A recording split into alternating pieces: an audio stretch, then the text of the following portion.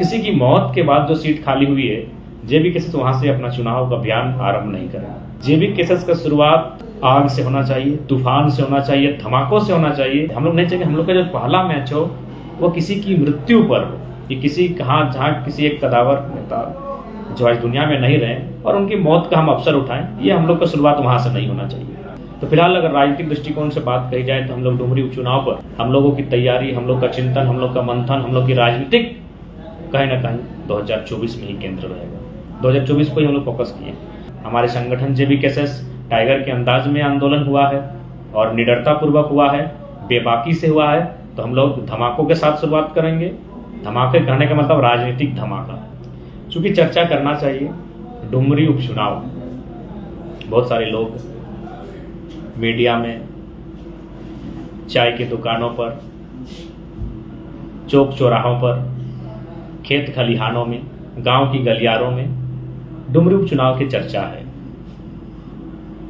जाहिर सी बात है, डुमरी उपचुनाव को लेकर सरगर्मी तेज है और तोपचांची जो प्रखंड है मेरा उस सीमा से सटा है। खैर सीमा में सटा होता या नहीं, लेकिन फिलहाल हम लोग राज्य को नेतृत्व प्रदान कर रहे हैं, पूरे राज्य के लिए आंदोलन कर रहे हैं। तो जाहिर सी बात है, हम लोग का कहीं ना कहीं लोग उस चुनाव को लेकर राय, प्रतिक्रिया, समर्थन या फिर कुछ चीजें हैं जिन पर चर्चा हो रही है और लगातार बहुत सारे चैनल्स में अपने अनुसार बहुत सारी बातें कह रही। तो मैं उन तमाम चैनल वालों का भी मैं धन्यवाद देना चाहूँगा और कि इन्होंने अब तक इस आंदोलन को बेहतर तरीके से रिप्रेजेंट किया है।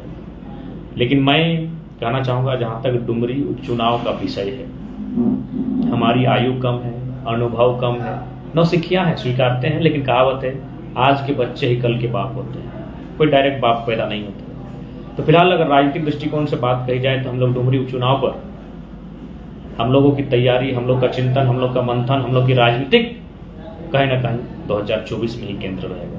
2024 को ही हम लोग फोकस किए, इसलिए क्योंकि हम लोग का सिद्धांत, कुछ ना कुछ सिद्धांत की चीजें मानते हैं। राजनीति में सिद्धांत, भावना, इन सब चीज़ों को थोड़ा कभी कभी लोग दूर रखते हैं, लेकिन मेरा मानना है हम लोग नए हैं, युवा हैं और कहीं ना कहीं एक आदर्श राजनीति हम लोग करने का प्रयास करेंगे और नहीं चाहेंगे कि हम लोग का जो ओपनिंग हो, पहला मैच हो।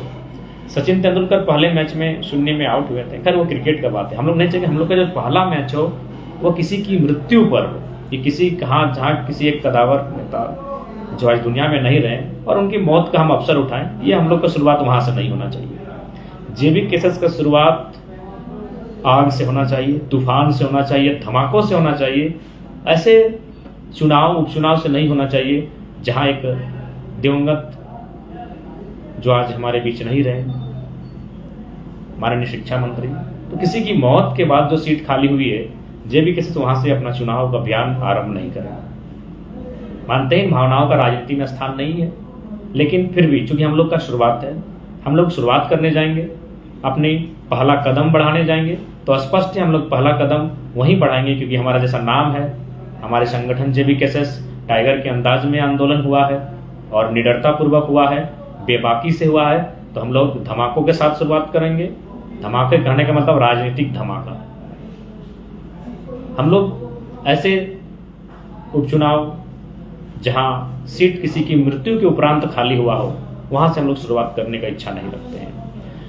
और साथ ही चूंकि यह चुनाव दो माताओं के बीच है, अब जनता तय करेगी। और साथ ही हम लोग चुनाव में नहीं आए डुमरी, ये माननीय शिक्षा मंत्री जो हमारे बीच नहीं रहे, उनके प्रति हमारा सम्मान है। सम्मान अलग विषय है, समर्थन अलग विषय है। इस बात को क्लियर कीजिएगा कि सम्मान एक अलग विषय होता है और समर्थन अलग विषय होता है। हम लोग सम्मान है, इसलिए हम लोग का प्रत्याशी वहां नहीं है। अब समर्थन जनता तय करेगी। जनता को क्या लगता है, जनता किस ओर जाना चाहेगी, ये उपचुनाव में विधानसभा क्षेत्र की जनता स्वतंत्र है।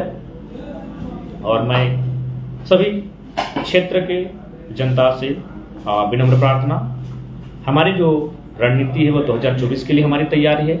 उपचुनाव में हमारी कोई शिरकत नहीं रहेगी, आप स्वतंत्र हैं। चूँकि मात्र 7-8 महीने का उपचुनाव है, जो आपको उचित लगे, लोग कहेंगे क्या नहीं कहेंगे, वो प्रभाव भी पड़ेगा नहीं भी पड़ेगा, वो डज नॉट मैटर, क्योंकि लोगों का काम है कहना।